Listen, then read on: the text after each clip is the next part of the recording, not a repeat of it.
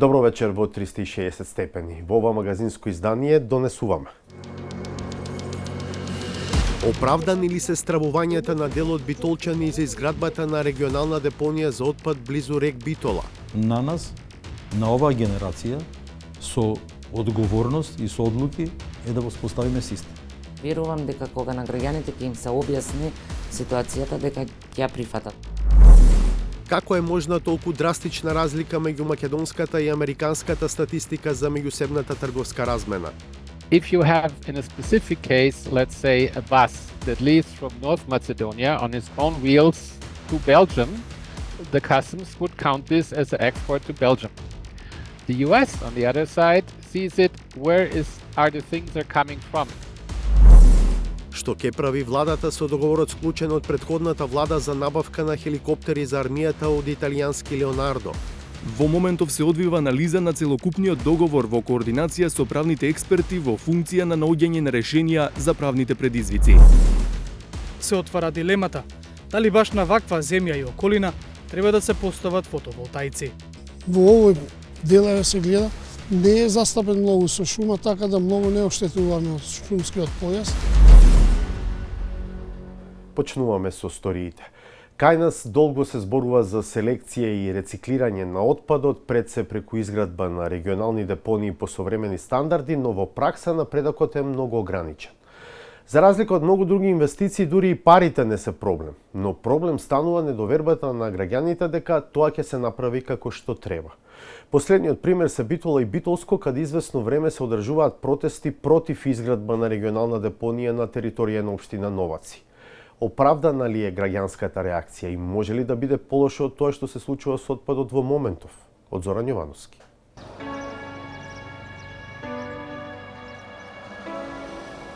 Ова е Новаци, најблиското населено место до рек Битола.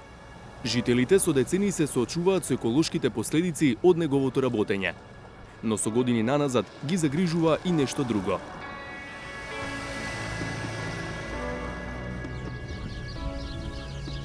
Тони и тони отпад што се истовараат на неколку километри од селото.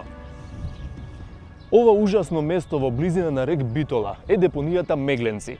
Но веќе години наназад ниту надлежните, ниту жителите не го користат зборот депонија, туку го нарекуваат едноставно ѓубриште.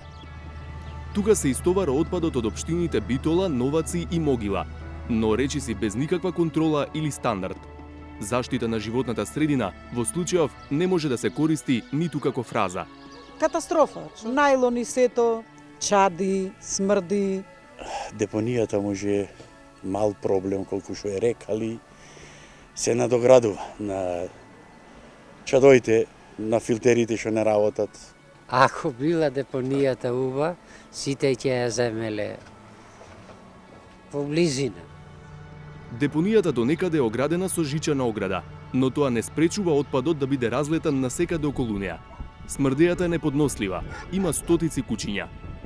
Има и чуварска служба, но градоначалникот на Новаци, Славче Стевановски, вели дека тоа не помага овде да не истовара кој што ќе стигне.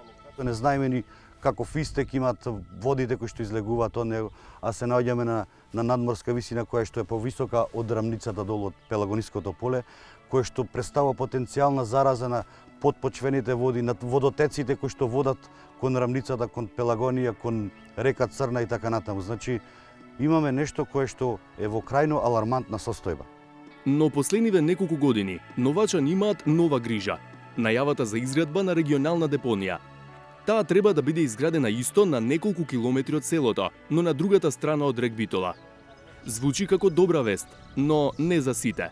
Јас сум против, затоа што не верувам дека ќе биде она што најавуваат тие. Ако се изгради како што процедурално како што велат, дека нема да го загадува воздухот, дека ќе биде се во ред, нека се гради, ама ако се направи како ова што е сега, тогаш уште поголемо загадување за нас. Абе убаво е да се направи се деца, се за вас младите убаво е.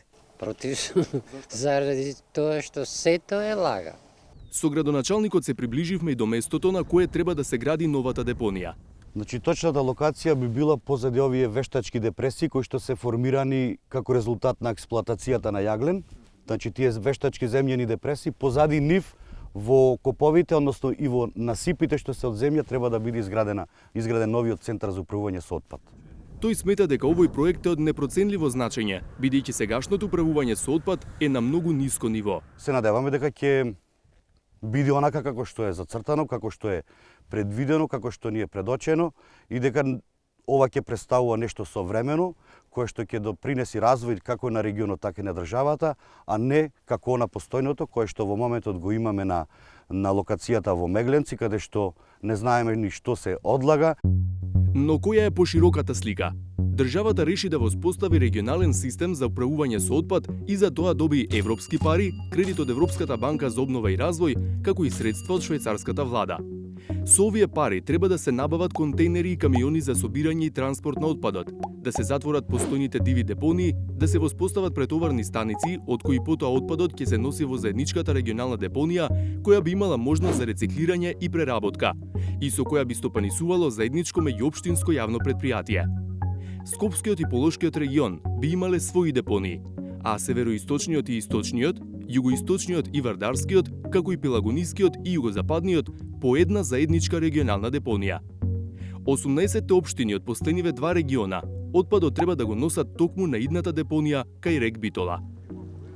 Но откако се интензивираа работите за реализација на проектот, по битолските улици почнаа да се искажува незадоволство.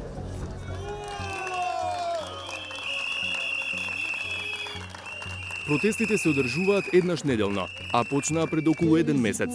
Граѓаните што протестираат велат дека проектната документација не им е дадена на увид и дека немаат верба дека институциите ќе изградат современа стандардизирана депонија. Бараат таа да не се гради на предвидената локација, туку на друга.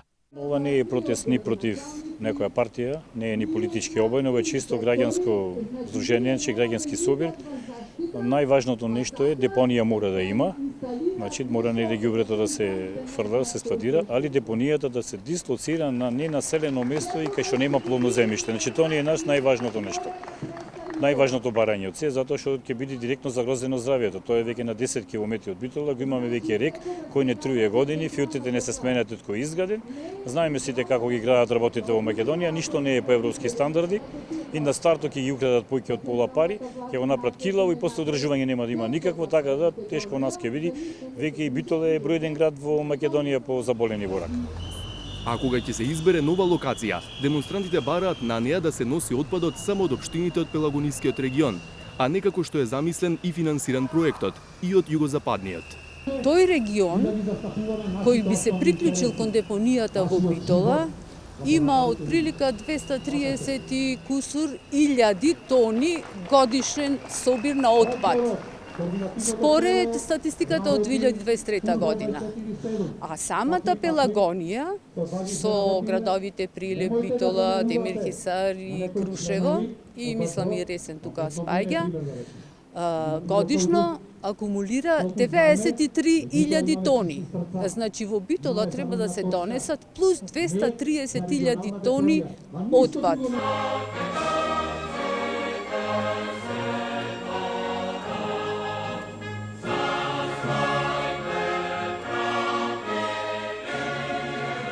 Но битолските советници веќе одлучија дека ќе соработуваат со останатите општини и дека ќе учествуваат во формирањето заедничко предпријатие што ќе стопанисува со идната регионална депонија.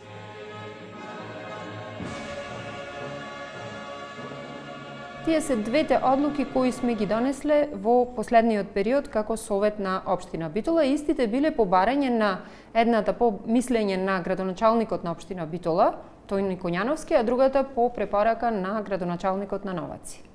Со цел да се оди кон реализација?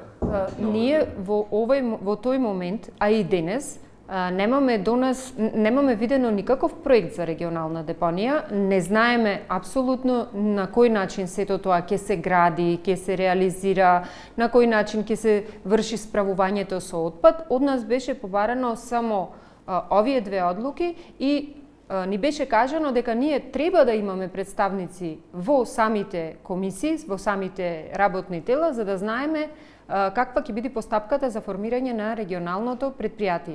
Сепак, откако ги послушале 20 градоначалници, кои се за изградба на регионалната депонија на сегашната локација, Битолските советници решиле да ги послушаат и граѓаните, кои се против.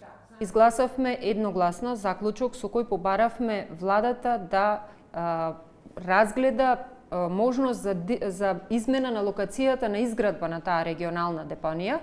Истото барање го пуштив како председател на Совет и до сите 5 пратеници кои што се од Битола и кои што сметам дека треба да реагираат во парламентот, треба да реагираат и до владата, посебно што од тие 5, 4 се веќе во власта.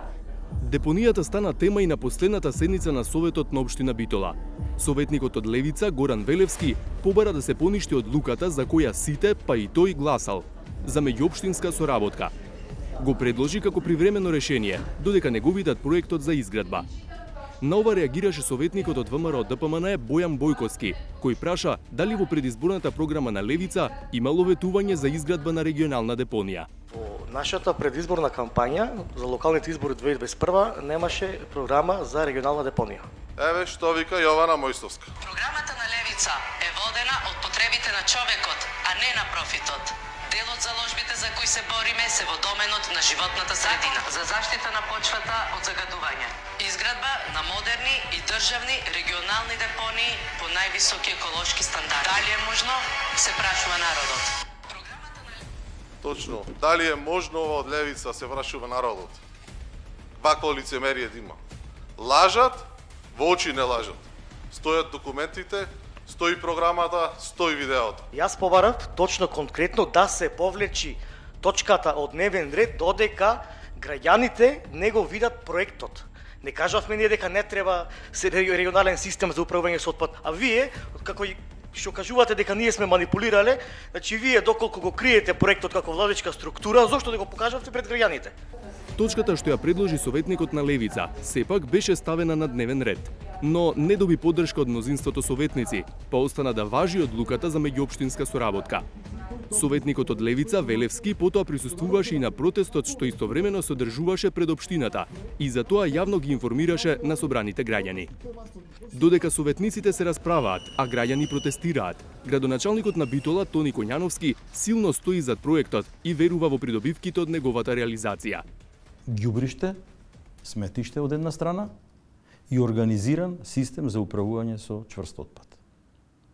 Сосема два различни појмови, она што сега во моментот го имаме и во Битола, во соседната општина Новаци, каде и битолчани го депонираат сметот и отпадот, е неорганизирана, ја нарекуваме депонија, меѓутоа тоа со право може да се каже е ѓубриште, на кое има скоро секој можност за пристап, на кој можете да сретнете и диви животни, и питоми животни, на кој пред само 3 недели беа и гранати откриени. Од другата страна имаме организиран систем, воспоставен систем на регионална депонија. Вели дека ја разбира недовербата на граѓаните во државниот систем, но со експертска помош ќе ги убедува дека проектот е за доброто на сите. На нас, на оваа генерација, со одговорност и со одлуки е да воспоставиме систем. Во тој систем мораме да веруваме, ако е подкрепен со науката, ако го спроведуваат и реализираат експерти, а тоа ќе мора така да биде, зашто велам целиот систем ќе биде, целата реализација на овој проект ќе биде мониторирана под многу строги критериуми од Европската банка за обнова и развој. Од Министерството за животна средина велат дека во моментов се подготвуваат тендерските постапки за изградба и опремување на претоварните станици и изградба на регионалната депонија. Во завршна фаза се тендерите за набавка на возила, канти и контейнери. Потенцираат дека депонијата ќе биде изградена според потребните стандарди, директивите на Европската Унија и домашното законодавство. Се работи за депонија за неопасен отпад, каде што ќе се депонира отпад кој ќе биде претходно селектиран. Системот кој што ќе се воспостави ќе биде систем со 2 канти. Граѓаните ќе имаат обврска да го селектираат отпадот на сува и мокра фракција. Сувата фракција во главном рециклабилни материјали како хартија, пластика, стакло ќе одат во инсталации за преработка на тој отпад, а мократа фракција што подразбира повеќе биоразградлив отпад ќе оди на депонијата. Протестите на граѓаните, сметаат во Министерството, се поради недоволна информираност. Затоа планираат средби на кои ќе присуствуваат и експертите и консултантите што досега биле вклучени во проектот. Да одржиме неколку по потреба, колку ќе има потреба, толку јавни расправи каде што ќе биде презентирано се она што е планирано да се реализира и верувам дека кога на граѓаните ќе им се објасни ситуацијата дека ќе ја прифатат, кога едноставно луѓето не знаат и се плашат од тоа што не го знаат. Лошото менаџирање со отпадот беше потенцирано и во последниот годишен извештај на Европската комисија за Северна Македонија за 2024 година. Селекцијата и рециклирањето на комуналниот отпад се на несоодветно ниво и депонирањето се уште е доминантен метод за управување со отпадот. Принципите на кружна економија се вградени во националното законодавство за управување со отпад, но конкретен напредок се уште недостасува поради ограничената свесност на засегнатите страни, недоволната финансиска поддршка и инфраструктурни недостатоци.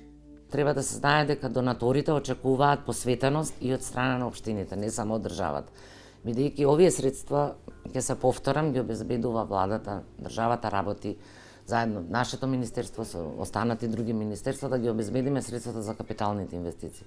Меѓутоа, ако немаме посветеност од страна на општините да го прифатат и утре да го управуваат тој систем, тоа е она што ги кочи овие постапки и затоа траа толку долго време. Членови на општинските совети на Битола и Новаци во мај 2022 година имаа можност да видат како функционира регионалната депонија изградена кај Кожани, Република Грција. Таа обслужува 4 префектури и 10 општини во овој дел од нашиот јужен сосед. Се работи за современ комплекс во којот вкупната количина отпад 68% се рециклира, а 32% се одлага на депонија. Ова е успешен пример на регионален систем за управување со отпад од соседството, кон каков се стреми и земјава. Како ова ќе се реализира кај нас, останува на свеста и совеста на надлежните, но и на граѓаните. А зарем може да биде полошо?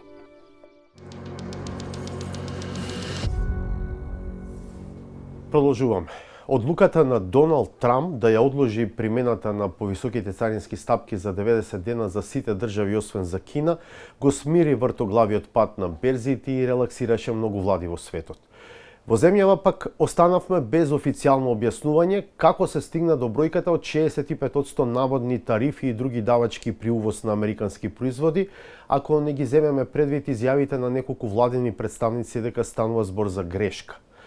Но случајот откри нешто друго, а тоа е драстична разлика меѓу нашата и американската статистика за меѓусемниот увоз и извоз. Александар Димитриевски.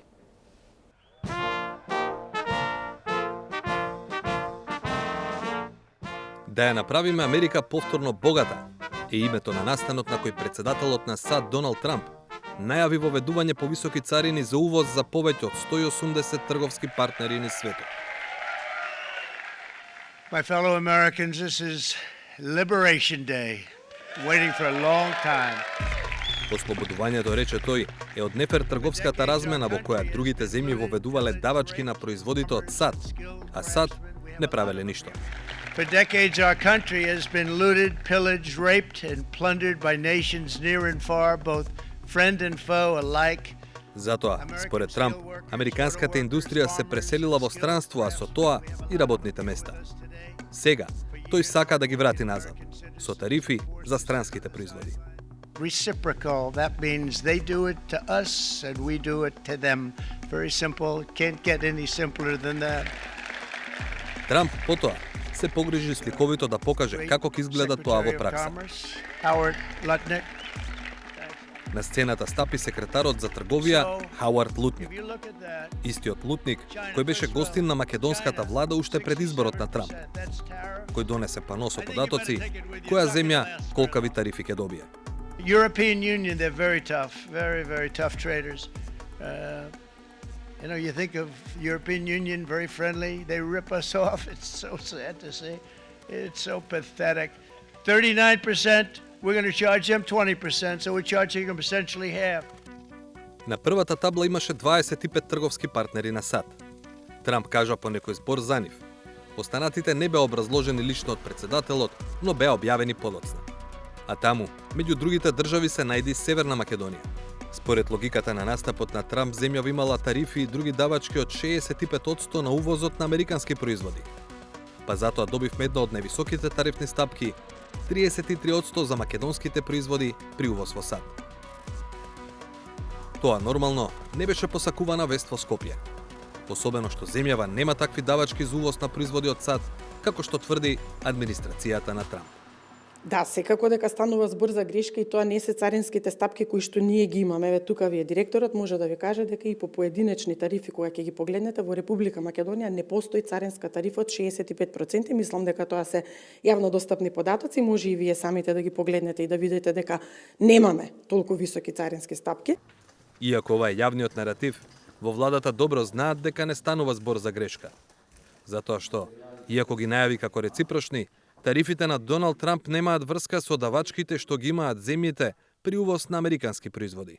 Светски економисти веќе обелоденија вистинската формула, а ние се обративме за објаснување кај германецот Јоханес Хајдекер, доскорешен економски советник на македонската влада и на премиерот. What they did is they said we take the trade deficit that we see it, we divide it by imports, and the result we divide by 2, and this is the tariff. Или, како што Хајдекер пишува во својата анализа преку примерот на земјава, американската статистика за 2024 година пресметала дека САД увезле од Северна Македонија производи во вредност од 173,7 милиони долари, а извезле 60,6 милиони. Разликата е трговски дефицит на САД од 113,1 милиони долари во размената со земјава. Ако се примени формулата за која говори Хајдекер, кога ќе се земе дефицитот од 113,1 милиони и тој се подели со увозот од Македонија, кој изнесува 173,7 милиони, резултатот, пресметан во проценти, е 65,1%.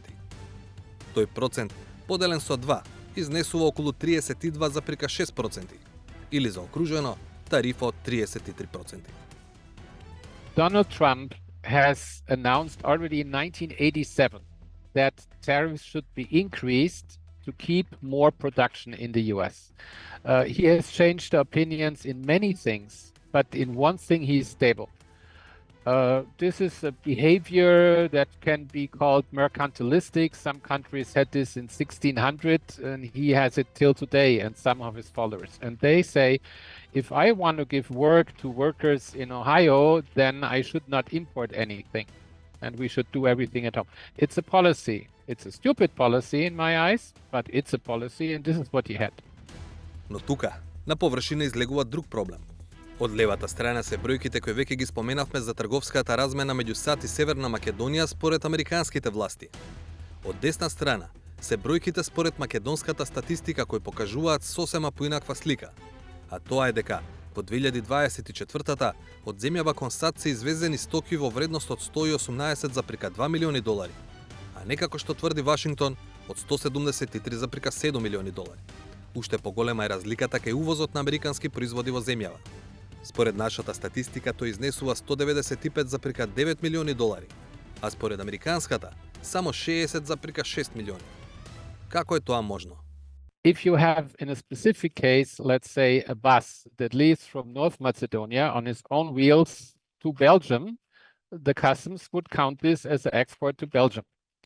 The US, on the other side, sees it, where are the things are coming from? So several weeks, maybe months later, they will have a bus rolling in. They will see this bus is mainly built in North Macedonia. So the customs authority here says it's an export to Belgium. The customs authority in the US says it's from North Macedonia. Слично е, вели Хајдекер, и со извозот од САД кон земјава. For example, a US company would ship goods to a warehouse in the Netherlands.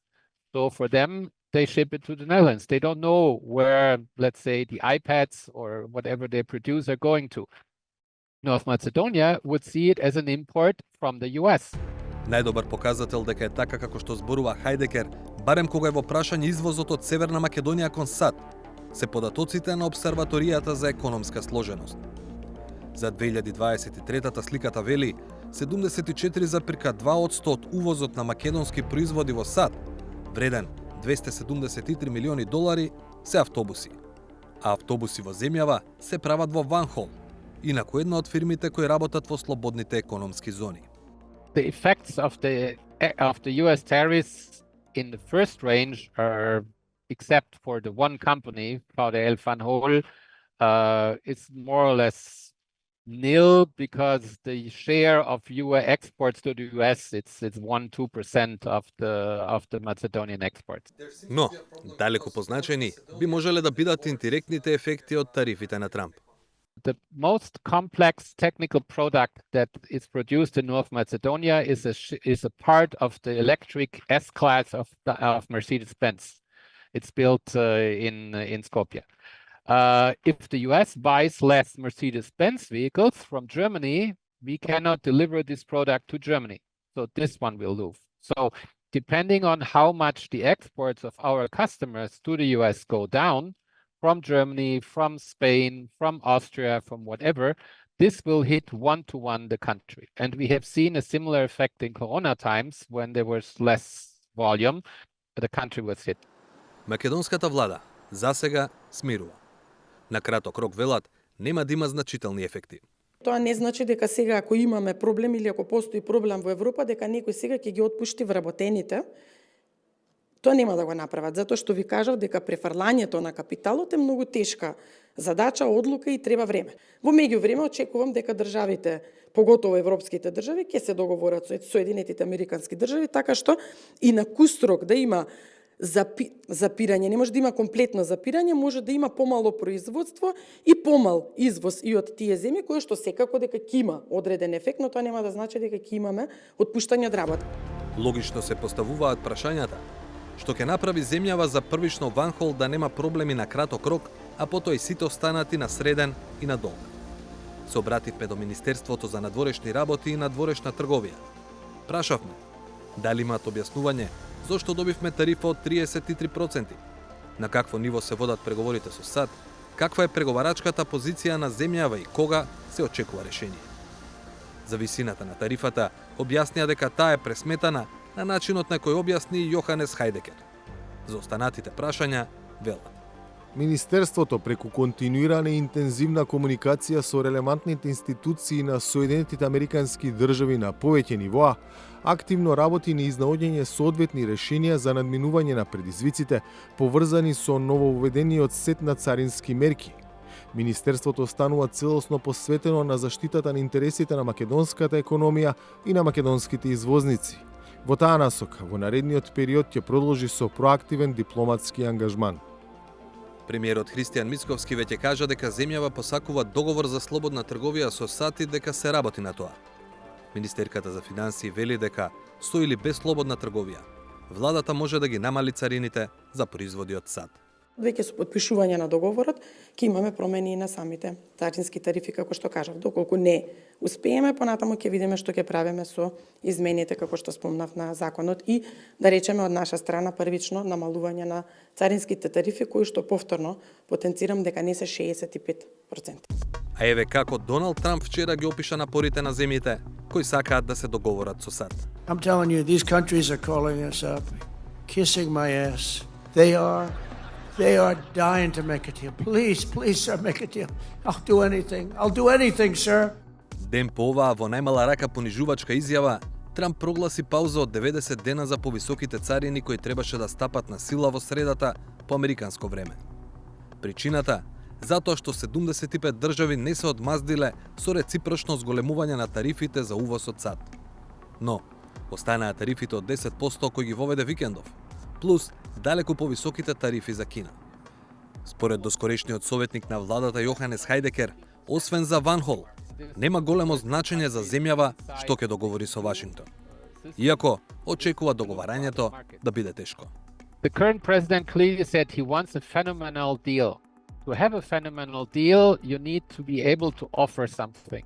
I personally don't see anything that the Western Balkans can offer to the US market. What do we want to buy from the US? And even countries who are very close to Donald Trump, let's say Israel, they abolished all of their tariffs. They're really close politically. They have been slapped with a high tax. Yes, maybe we can rename the Prespa Lake into Lake Trump, but I'm not sure that this will help us to give a better trade deal. Многу поважен од договорот Вашингтон-Скопје за земјава, смета Хајдекер, е договорот Вашингтон-Брисел. Ако тоа не се случи, Северна Македонија и Балканот неминовно ќе ја следат Европската унија, вели тој, бидејќи се дел од тој економски систем. Па, ако не може да се води бизнис со САД кој представуваат 15% од светскиот пазар, треба да се размислува како да се соработува со останатите 85%. Следната сторија во 360 степени е за судбината на договорот за набавка на 8 хеликоптери за потребите на армијата со италијанската компанија Леонардо, склучен при крајот на мандатот на претходната влада. ВМРО ДПМН како опозиција го критикуваше кога дојдоа на власт, соопштија дека ќе ја продолжат реализацијата на договорот, а пред извесно време го проблематизираа. Новата влада избра и адвокатска куќа, но нејасно е што се точните намери. Галина Николовска-Ризвановиќ. Пред една година Министерството за одбрана објави дека почнува со набавка на хеликоптери за армијата од Италија. Станува збор за 8 летала од брендот Агуста, од кои првото требаше да биде испорачано во 2026 година. Со набавката на новите хеликоптери ќе дојде до значителна модернизација на воздухопловната компонента и подигање на способностите за извршување на мисии како за потребите на армијата, така и за поддршка на другите цивилни институции во нашата држава. Договорот беше кажано тогаш тежи околу 250 милиони евра и е потпишан со италијанската компанија Леонардо. Се случи пред избори, па тогашната опозиција бараше прекин на набавката и истрага за корупција. Зошто и како баш оваа компанија Леонардо од Италија е избрана, а не се избрани другите компании кои што конкурирале? Летото по смената на власта се промени и тонот на владата. Новиот министер за одбрана порача дека има повеќе спорни прашања во договорот, но не и дека ќе се откажат од набавка. Тоа што техничкиот аранжман не бил заверен во министерството, но и многу други работи што се во договорот, што се за жал не на македонска страна, ќе се испитаат детално за една цел. А таа што е? Да стигнат хеликоптери. Па докаде е постапката за хеликоптерите? Дали ќе се преговара договорот или владата се подготвува за арбитража? На 6 март годинава, владата одржа седница на која го задолжи координативното тело за арбитражни постапки да најде странска адвокатска куќа со правни познавања од швајцарско и меѓународно арбитражно право, на барање на Министерството за одбрана. Телото со кое председава вице-премиерот Александар Николовски имаше рок до 10 март да побара понуди. Со оглед на тоа што помина еден месец од тогаш, во владата прашавме дали е избрана и која е адвокатската куќа со која ќе се советуваат за договорот за набавката на хеликоптерите. Од владата ни одговорија: Како влада можеме да информираме дека избрана адвокатската куќа Three Crowns, која ќе ги застапува и штити интересите. Во останатиот дел, мораме да ви информираме дека договорот е класифициран и не сме во можност да дадеме дополнителни информации. Останатиот дел, како што го нарекоа од владата, се однесува на другите прашања на кои побаравме одговори. Кои се недостатоците и правните предизвици произлезени од договорот склучен со италијанската компанија Леонардо, што се очекува да бидат надминати со помош на меѓународна адвокатска компанија. До кога е рокот во кој треба да биде завршен процесот на консултации пред да се премине во фаза на репреговарање или арбитража? Прашањата се отворија по неодамнешното телевизиско гостување на министерот за одбрана Владо Мисајловски, кој го повтори ставот дека договорот за хеликоптерите има бројни правни недостатоци кои ќе треба да се надминат. Имаме ревизија направена и оддадена до одредена институција да се провери.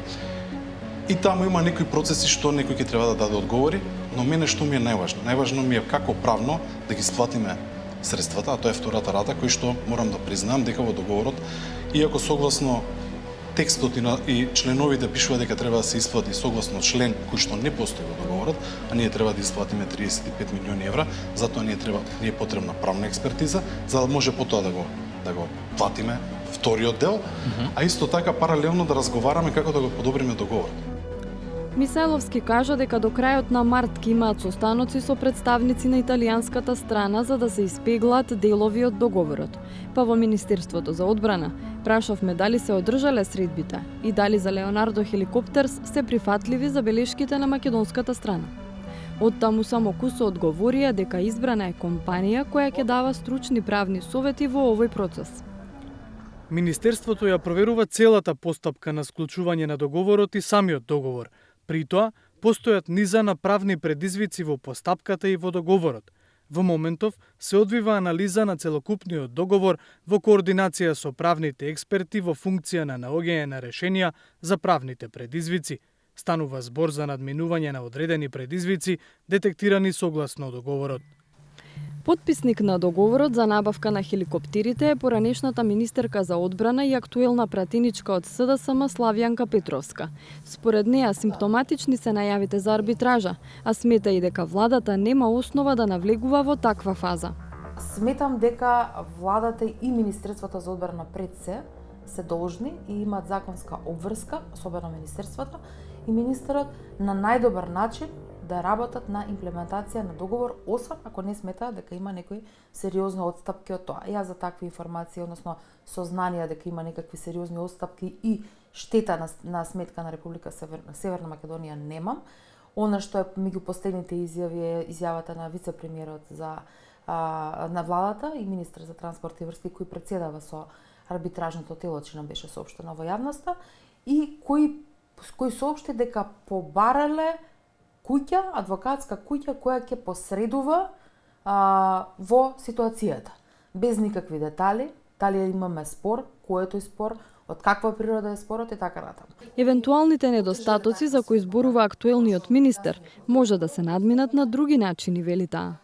Она што искуствено јас можам да го споделам е дека при имплементацијата на претходни договори склучени влада со влада, кои јас сум ги наследила и се дел од континуитетот во Министерството, не се одраз на никаква лична одлука, сме наидувале на слични предизвици при имплементација на договорот, без оглед дали станувало збор за точни датуми на утврдување на испорака на определена опрема и вооружување, дали станувало збор за начин на исплата и така натаму, и тоа многу едноставно сме го решавале во рамките на Министерството и пред се во разговор со компанијата, односно оние со кои што сме го склучиле договорот. За евентуалните недоразбирања и правни недостатоци се обидовме став да добиеме и од компанијата Леонардо, како и од амбасадата на Италија во земјава.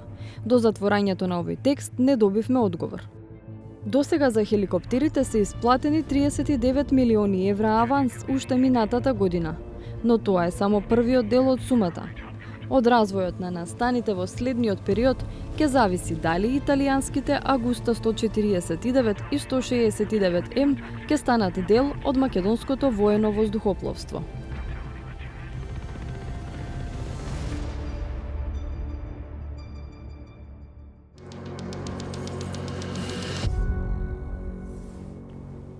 И понатаму сте со 360 степени.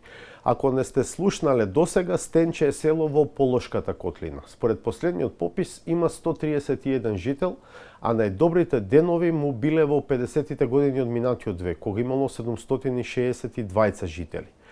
Во Тетовско-гостиварскиот крај подрачјето е познато по мед и археолошки наоѓалишта. Но со новите времиња доаѓа нов тренд.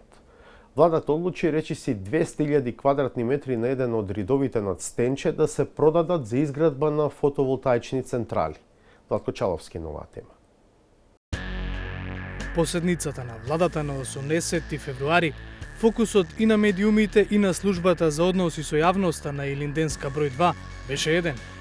Согласно вака утврденото мислење, владата го задолжи Министерството за правда да достави предлог за разрешување на јавниот обвинител, кое пак владата ќе го достави до Советот за јавни обвинители, откаде согласно законските одредби потребно е да се добие мислење. Ниту на пресконференцијата, ниту во соопштението по седницата се спомна нешто за другите одлуки тој ден. Тие излегоа ден-два подоцна во записникот од владината седница и во 2 службени весника. А таму, расцепкано низ повеќе одлуки, се наоѓа одобрението на владата. Крај селото Стенче, во општина Бравеница, да се продаде државно земјиште од околу 192.000 квадратни метри. За илустрација, просечен терен за фудбал покрива површина од околу 7.000 метри квадратни, што значи дека во Стенче ќе се продава земја за 27 фудбалски терени. Земјата е на овој рид и се продава со услов. Кој ќе купи, таму може да гради само фотоволтаични централи. На тој рид веќе има 2. Земјиштето за новите урбанистички е распределено во 15 парцели, односно 7 од нив се поединечни, а 4 се групирани по 2. Ако се пресликаат владините одлуки согласно податоците од катастарот, ова е просторот каде наместо сегашната ниска вегетација ќе никнат фотоволтаични централи.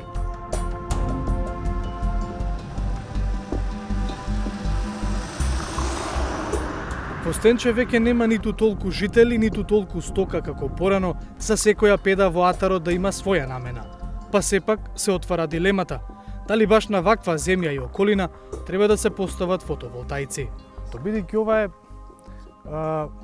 жива природа, рит, во непосредна близина урбанизирано место, село Стенче, нели се коси некако тоа што ќе треба дел од природата да ја снема, да се чисти терен. Дали загрижува тоа? Во овој дел се гледа, не е застапен многу со шума, така да многу не оштетуваме од шумскиот појас. Значи ниско дрва од низу карактер, ги гледате сами смреки се, нема некои поголеми оштетувања да има население и штета од ова. Иначе они и на школи ги поставаа панеливе, така да не се штетни, а од делот на шумава мал дел се сече и ние го користиме необработливо земјиште. Значи не поставуваме во земјиште што е обработливо, во ритско-планински дел ни се инвестиции. Така да нема штета за населението, а придобивка од продажба на панеливе, општинава, ние сме рурална средина, општина Брвеница, овие средства што се внесуваат во општинската каса се од големо значење за општинава и за населението. Ова инвестиција не значи дека стенчани ќе имаат пониски сметки за струја, но вели градоначалникот Илиевски, кјар ќе има и за Стенче и за општината Брвеница. Од продажбата на парцелите и градежните работи очекува приливи од околу 900.000 евра. Тој дел ни се планирани нас средства и претходно чекаме да заврши аукцијава. За патишта имаме проекти за школи и реновирање, за спорт. Од делов го покираме, значи со овие средства од големо значење се за општинава и се насочени пак средствава во интерес за граѓаните. Значи целот купна сума ќе биде инвестирана во локалново население по села во општина Брвеница. Локацијата, според градоначалникот, е идеална за фотоволтаици бидејќи постојано е под сонце. Се обидовме да поразговараме и со стенчани што мислат тие за овој проект. Срамежливо и тоа само зад камерата, велат дека ако им донесе бенефит, тие се задоволни.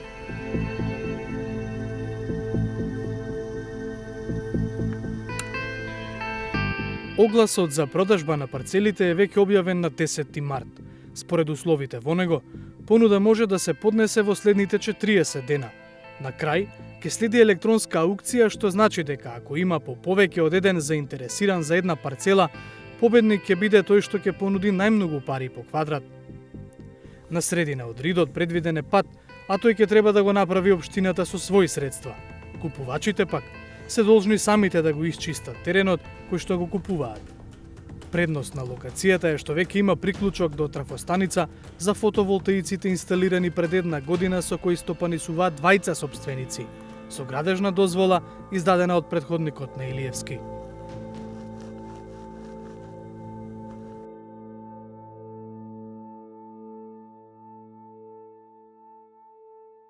Минути за редовната рубрика Саботажа. Автор е Сречко Поповски.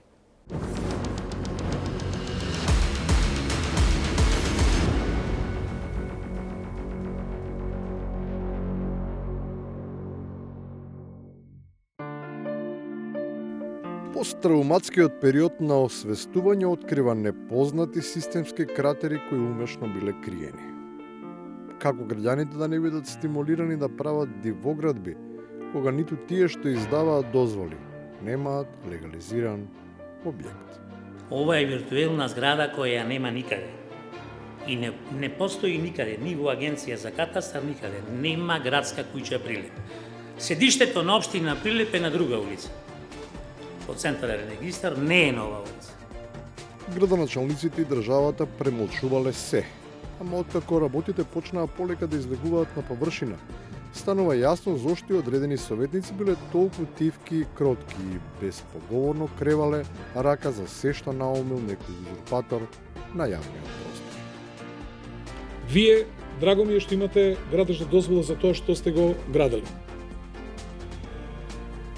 Но дали знаете, тогаш кога ви е дадено ова одобрение за надградба на 9 кат од 41 метар квадратен цел стан, дека таму нема урбанистички план?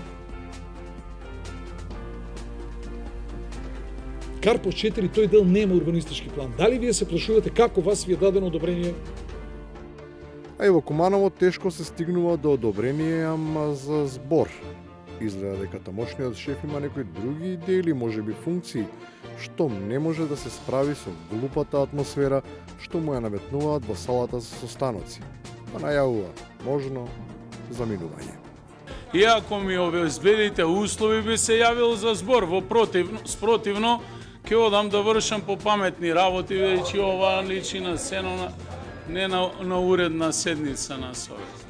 Маките се големи исто како и кавгите. Одлуката на струмичкиот градоначалник да го смени карневалскиот одбор го предизвика опозицијскиот револт, особено женскиот.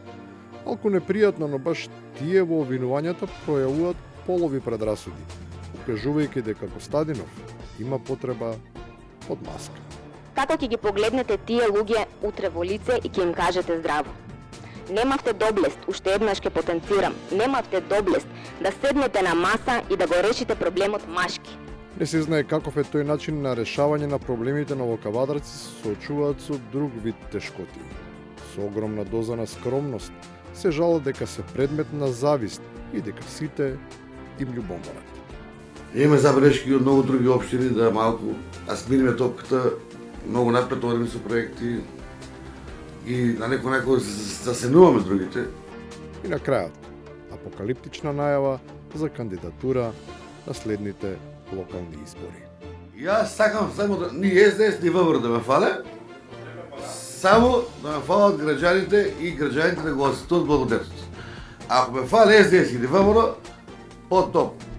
Остануваат уште неколку месеци за да се види дали пророштвото ќе стане реалност или вообразеноста ќе биде заменета со умереност и прагматизам. Па секој повторно ќе се качи на својот брод, без оглед дали и до кога тој ќе продолжи да плови. Сите содржини од вечерва, но и многу други информации се достапни на нашата веб страница 360stepeni.mk, како и на нашите канали на социјалните мрежи. Следете не, а следете не и в понеделник од 20:15 во нашето ново издание. Пријатно!